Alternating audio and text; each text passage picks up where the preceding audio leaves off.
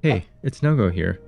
There's a scene from a game made 7 years ago that I haven't stopped thinking about, even to this day. The game is... The Beginner's Guide is a game made by Davey Wreden, the guy who made the Stanley Parable. The concept of the game is also fairly straightforward. You walk through a series of game creations, along with a narrator who tries to decipher the meanings behind each level. And it kind of makes you wonder, what was going through his head as he was building this? For those of you who are already familiar with the game have probably already started brainstorming.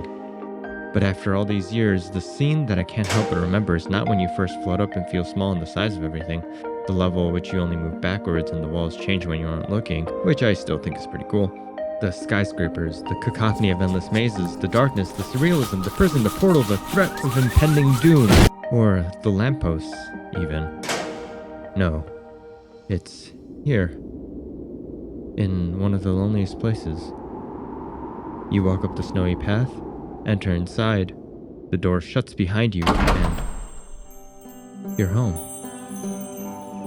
And this level isn't really complicated.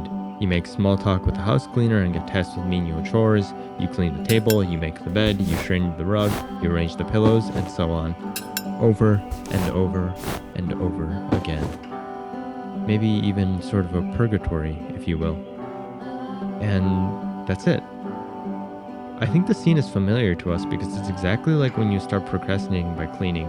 It doesn't make any real tangible progress, especially for the thing that you're procrastinating from, but it does do some good for you. But I think what makes it special is you're not alone in the space.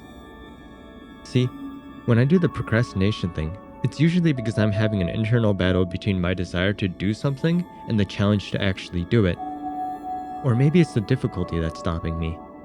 Maybe it's just me needing some time just to organize my thoughts.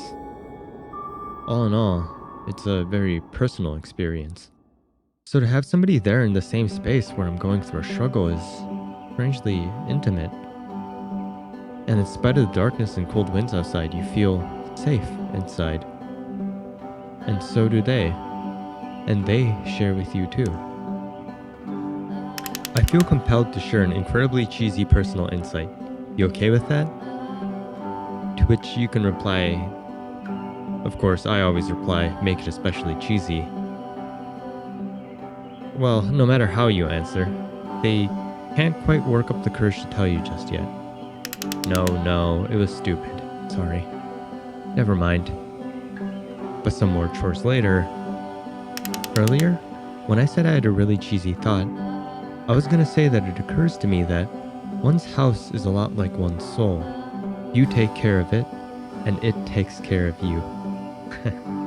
Don't know why I felt so weird about saying that. And I wasn't ready for that. I felt like I was home. You know, recently, I've been spending a lot of time just at my desk, and the whole boundary between what is outside and inside and what I consider home hasn't been exactly easy to differentiate. I thought we'd be done with the whole disease thing and life would go back to normal, but it hasn't. And I think that's why this place hits home so hard, even today.